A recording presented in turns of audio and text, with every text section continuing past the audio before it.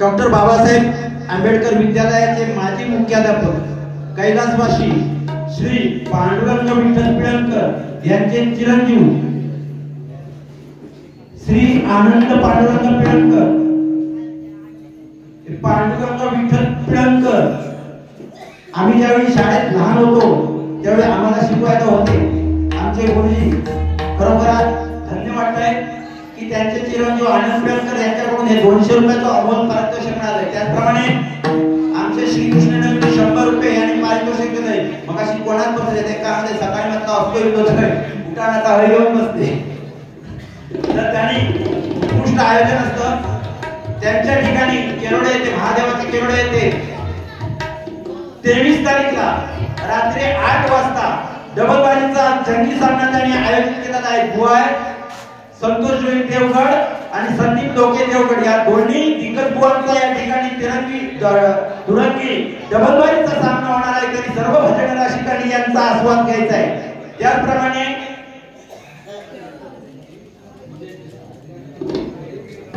आमचे गुरुवर्य सर्व संगीतात रत्न म्हणजे या वेगवेगळ्या ठिकाणी परीक्षणाचं कार्य करतात आणि नेहमी आम्हाला काहीतरी ज्ञानाचे धडे देतात असे विजय मेस्त्री गुरुजी यांच्याकडून 200 रुपयाचं पारितोषिक मिळाले. धन्यवाद. त्याच त्याचप्रमाणे आमचे बालपणीचे परममित्र या आंबेडकर नगरातील रहिवासी धाकू कदम यांच्याकडून पण माझ्या कलेचा गौरव करण्यासाठी 100 रुपये पारितोषिक मिळाले. धन्यवाद. त्याचप्रमाणे काफी रागामध्ये अभंग म्हणणे अथर्व नेरुलकर यांच्याकडून 50 रुपये आणि चक्रधार वाजवण्यासाठी 50 रुपये पारितोषिक मिळाले. धन्यवाद. मंडळातर्फे स्वीकार करतो.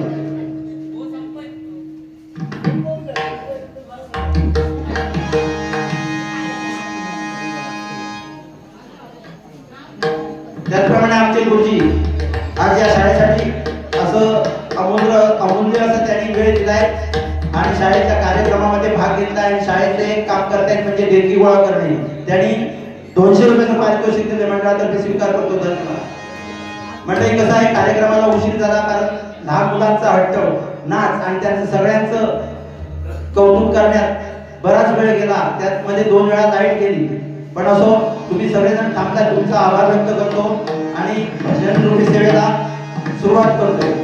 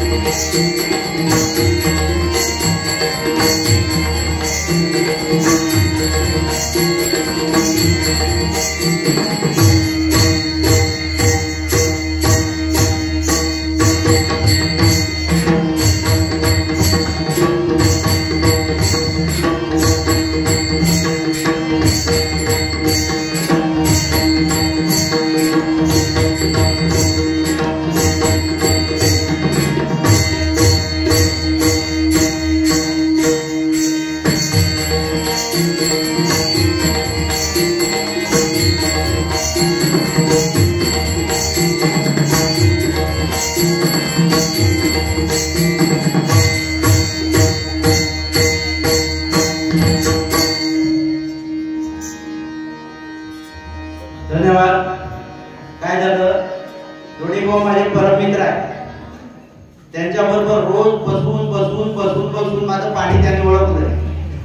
त्याच्यामुळे ते आज म्हणतायत की तुला सोडणार नाही म्हणतात. असू दे, मला एक सवय आहे, कर्ज कोणाचं कधी ठेवत नाही. या बँकेत नाही जायचं, मला या बँकेचा कर्ज असला का दुसऱ्या बँकेचा काढायचा, त्या बँकेचा नील करायचा. बोलता बोलता बुवानी भजनाचा अर्थ सांगितलाय की भजन म्हणजे भक्ती मार्गातून जनमानसासमोर नतमस्तक होणे. बुवा, ह्या मी तुला सांगू विसरलो. जनमानसासमोर नतमस्तक होणे म्हणजे जनमानस जर नसले तर भजन करू जात नाही. काय जनमानसाचं आणि भजनाचा काही एक संबंध नाही. भजन या भजन, कारण काय झाला, ही व्याख्या रुजू झाली. बरेच भजनी बुवास सांगत गेले की भक्ती मार्गातून जनमानसासमोर नतमस्तक होणे. थोडक्यात काय, हे रसिक नसले तर आपण भजन करणार नाही. भजन हे संत तुकारामांनी एकट्याने केले, सगळ्या संतांनी एकट्याने केले भजन. थोडक्यात भजनाचा अर्थ मी माझ्या कल्पनेतून सांगतो, बघा पटणार. भजन भ म्हणजे भगवंताचा, ज जयघोष, भगवंताचा जयघोष अगदी नम्रतेने करणे. तुझ्यापासून कसं आहे माणगावकरांचं काय, भगवंताचा जयघोष अगदी नम्रतेने करणे.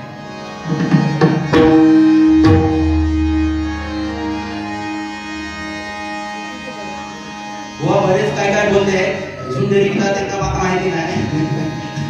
असू दे, पण मजाही पाहिजे भजनामध्ये.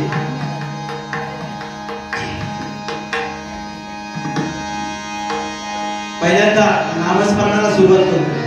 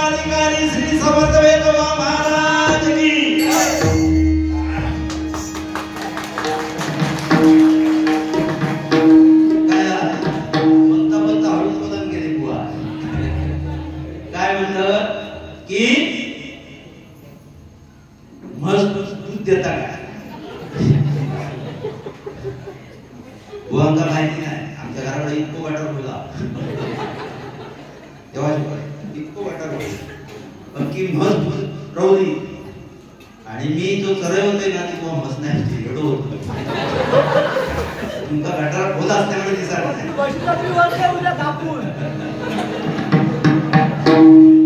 तसा बोलता मग अशी मधल्या बुवांचं नाव घेऊन मला तिसरं माझं नाव घेतलं बोलता बोलता तशी बघता आणि हे बुवानी काय सांगितलं त्यांनी की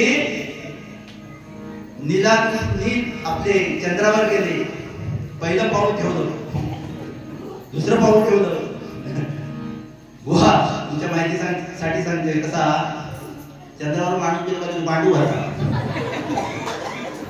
दोन्ही पाय एकदम लागणार नाही त्याची गुरुत्वाकर्षण शक्ती अति कमी आहे दोन्ही पाय लागणार नाही बहुतेक पांडूच झालं होतं कारण या अनुभव सांगते मी पण चंद्रावर जाऊन येतोय रात्रीचं स्वप्न सगळी माहिती म्हणता या ठिकाणी आमचे परममित्र दाजिंगरे यांच्याकडून 100 रुपयाचं पारितोषिक मिळालं आहे. धन्यवाद.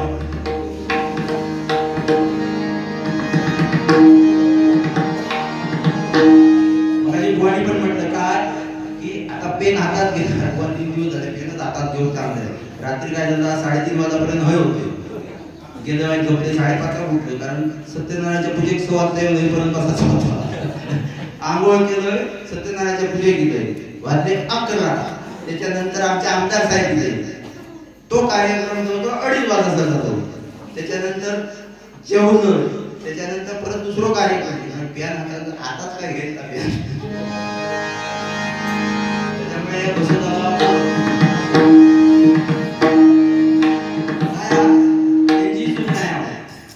त्यांची चूक नाही आज प्रत्यक्ष असल्यामुळे फायदा नको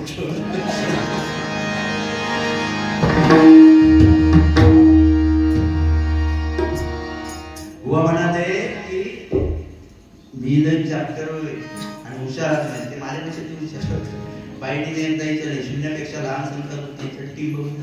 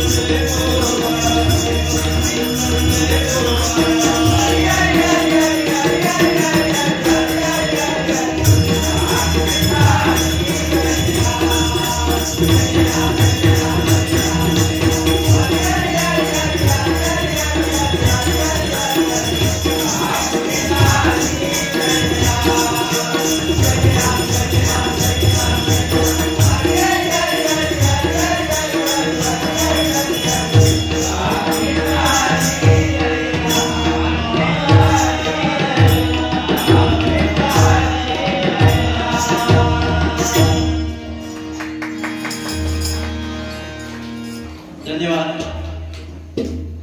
काय या ठिकाणी माता भगिनी पण बऱ्याच वेळ बसलेल्या आहेत, त्यांचं पण मनोरंजन झालं पाहिजे.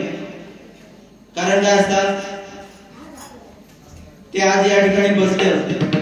संसार म्हटल्यानंतर काय असतात की ज्या संसारामध्ये नवरा बायकोचं भांडण होत नाही त्यांच्यामुळे संसाराचा काय कळणार असं ते तो अर्थ बरोबर की नाही. म्हणजे नवरा बायकोचा हे भांडण होतच असतात. आता होत नाही झाला तर त्याला संसारातला मुळीच काय कळणार अशी कोकणातली पद्धत आहे. आणि माता भगिनीचा या करा असतात ती कधी स्वतःसाठी देवाकडे काही मागत नाही. अनुभवान सांगते कधीच मागत नाही स्वतःसाठी देवाकडे काही मागत नाही, आपल्या मुलांसाठी. आणि देवा सांगते की आपल्या नवऱ्या भरपूरसा काहीतरी ती आपणा कधीच काय मागत नाही. नवऱ्यासाठी नवऱ्यात माझ्या भरपूर काहीतरी त्याच्याकडून कसा घाव कसा म्हणजे मी बघतो. त्यामुळे ती स्वतःसाठी काय मागत नाही. कधी आयुष्याची साधी होणार कधीच वाटणार. मल्लाप्पा यांच्याकडे 200 रुपये पारितोषिक मिळाले, धन्यवाद. तर साशी वांगडा कधीच वाटत नाही. येताना फक्त साशीचे दागिने आपण घालतो. साशी जर विचारल्या मी काय घालू तर ती का सांगते तुम्ही सूर्य नमस्कार घाला. उत्तम आरोग्य हा सगळ्यात श्रेष्ठ दागिना आहे. असे आमचे महिला भगिनी आहेत, त्यांच्यासाठी एक गाणं म्हणतो जे ते मी आगरची राणी माझ्या राजाला शोधते.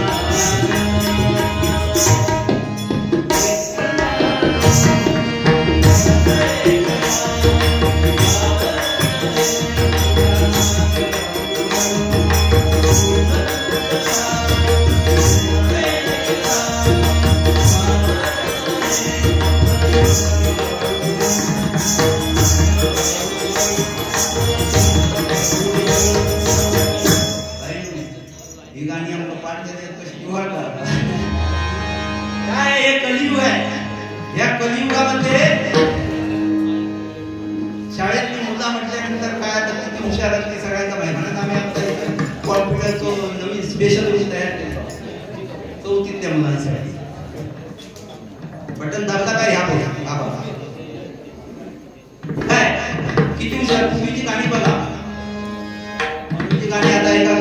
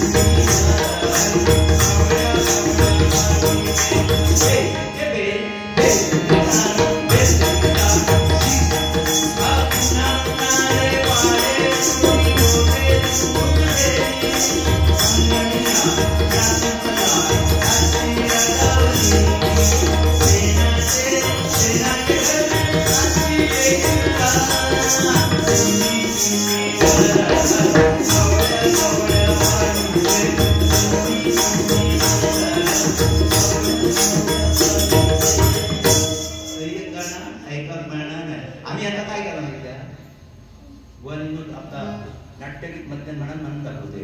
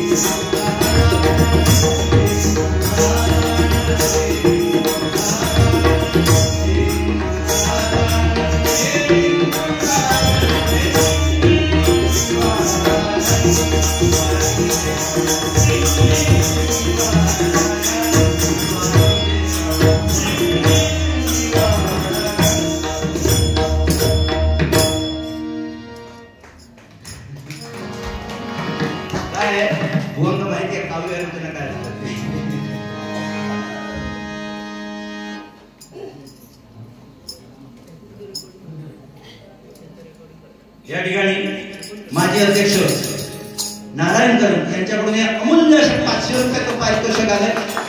धन्यवाद आणि स्वीकार करतोय.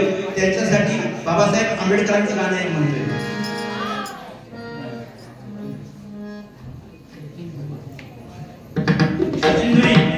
आमचे मित्र यांच्याकडून आमचे पक्वाज होतात हडपकर याच्यासाठी 100 रुपयाचं पारितोषिक.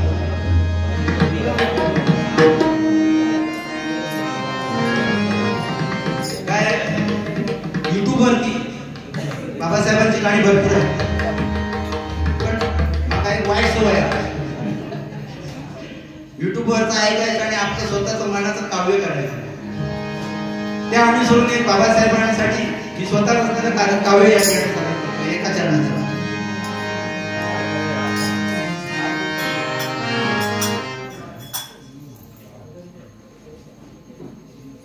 त्या ठिकाणी पारितोषिक आलंय आमच्या माळवाडीतील ग्रामस्थ भास्कर धुरी यांच्याकडून. तिन्ही बुवांना 100 रुपयाचं मंडळातर्फे स्वीकार करतो. धन्यवाद.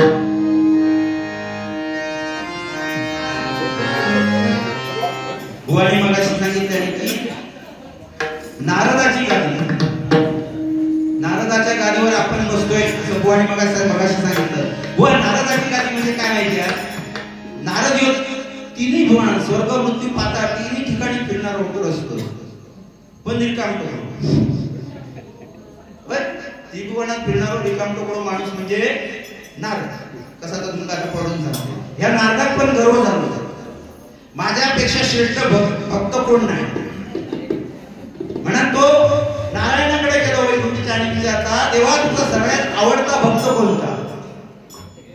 त्यावेळी नारायणाने काय सांगितलं? इकडे जवळ ये म्हणा. तो पृथ्वी तलावरती एक शेतकरी आहे, तो काम करता, तो माझो तुझ्यापेक्षा सगळ्यात आवडतो भक्त. नारदा गेलो राग, कारण दिवसभर नारायण नारायण नावाचं जप करीत तिन्ही त्रिभुवनात फिरतोय आणि तो कसो काय म्हणा. नारद रात्रीचं हळूहळू बसले गेलो. सकाळी उठून बघता काय तो भक्त उठलो, 1 मिनिटात पूजा आवरल्या, 2 मिनिटात नामस्मरण केल्याने कामात गेलो, दिवसभर काम केलं आणि परत संध्याकाळी गेलो, जेवलो, बाहेर भगवंताचं नामस्मरण केल्याने निघाले. अच्छा म्हटलं 2-5 मिनिटं तुझं नाव घेतला, तो माझ्यापेक्षा श्रेष्ठ कसो का? नारदाने देवा विचारले, मी दिवसभर तुझं नामस्मरण घेतो आणि तो 2 मिनिटात नाव घेता आणि तुझा काहीतरी नामस्मरण करता आणि दिवसभर काम करता, तू श्रेष्ठ कसो काय? तर देवाने काय सांगितलं का महत्वाचा लक्षात घ्या. काय सांगितलं की तो दिवसभर मरमर काम करता, आपल्या कामात देव मानतात आणि ते अजिबात सवड नसतं, माझं नाव घेऊन सुद्धा सवड नसतात, तरी पण तो वेळ काढून माझ्यासाठी 5 मिनिटं माझं नामस्मरण करतात. म्हणून तो माझो आवडतो भक्त. आणि तुझं कामच काय? अरे नारदा तुझं काम काय? फक्त नामस्मरण करीत तिन्ही त्रिभुवनात फिरणं, या तुझं काम. कैलासात गेलं काय देशात पाणी टाकायचा, तू करता. वैकुंठात गेलं काय तरी रात्रीचा पाणी टाकायचा, परत सकाळी उठायचं. तुझा फक्त काम काय? नामस्मरण करणार. आणि तो वेळ नसताना म्हणून तो म्हणतो श्रेष्ठ भक्त. आता ही नारदाची गादी आहे बुवा. आपला वेळ काय नारदासारख्या काम करू? आपला नारदासारख्या काम वेळ काय? आपला घ्यायचं आता बाजू खाते भरला आणि सकाळी जाऊन दुकानात बसले म्हणजे बरोबर नाही?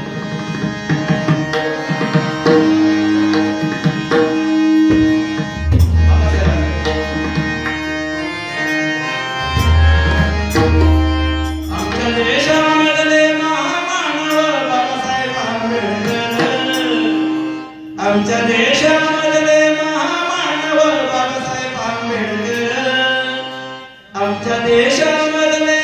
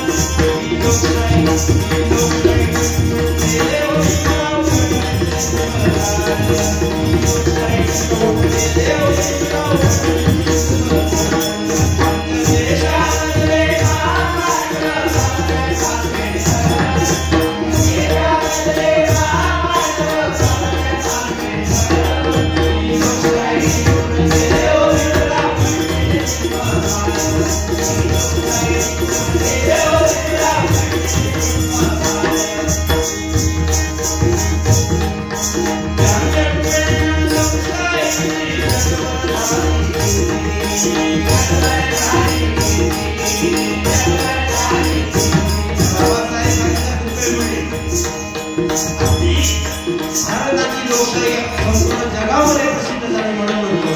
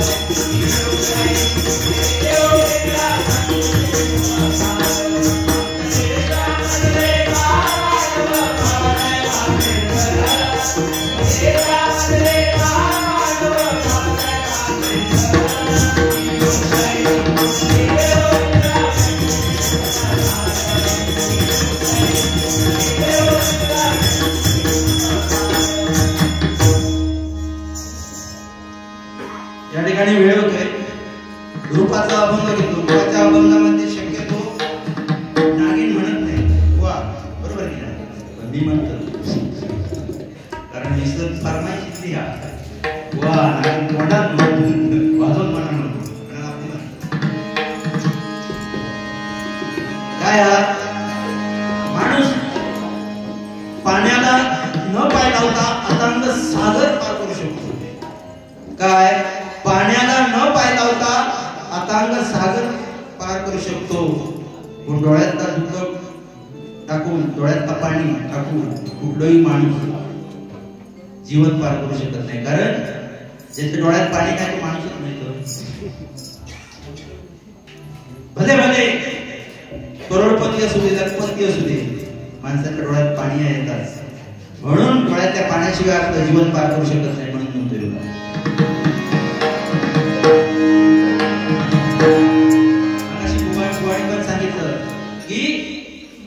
माणसाने वागताना बोलताना चालताना चुकायचं नसतं. कारण काय माहितीये? बोलताना द्रौपदी चुकली. वडे सांगितलं आंधळ्याची पोरं म्हटली. आंधळ्याची पोरं त्याच्यामुळे काय परिणाम झाला? बघताना सीता चुकली. अयोध्येच्या रामाची पत्नी असून तिला काळविटाचा मोह उत्पन्न झाला. म्हणून बघताना सीता चुकली. कारण सुवर्णाचं कधी काळवीट नसतं हे तिला माहित नव्हतं.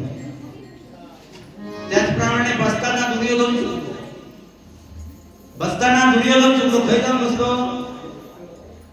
श्रीकृष्ण झोपलेलो त्याच्या डोक्यावर जाऊन बसतो आणि अर्जुन पायाकडे. श्रीकृष्णाने ज्यावेळी डोळे उघडले त्यावेळी पहिलं अर्जुन दिसलो आणि अर्जुनात पहिला काय व्हायचा नाही. म्हणून बसताना कोण दुर्योधन चुकतो. निर्णय घेताना धर्म चुकतो. आई वडिलांचं ऐकायला नाही. कुंतीने सांगितलं होतं की दूध खेळू नकोस आणि खेळलास तिसऱ्याला मध्ये घेऊ नकोस. त्याच्या आईने सांगितलं ते तो ऐकला नाही. शकुनी बांधून मामा बरोबर मध्येच घेतला नाही. त्याने काय करू शकता केलं सगळ्यांना माहिती आहे. म्हणून प्रत्येक गोष्ट करताना माणसाने जाणीवपूर्वक केली पाहिजे.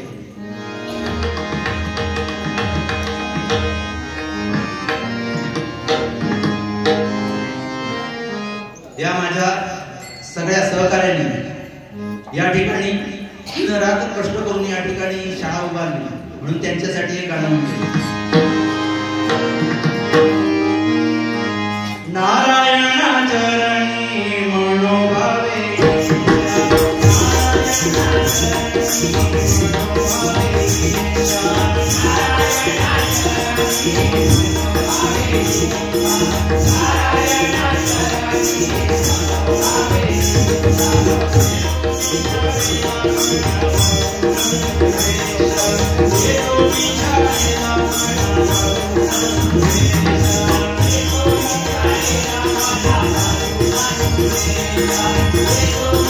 Yeah.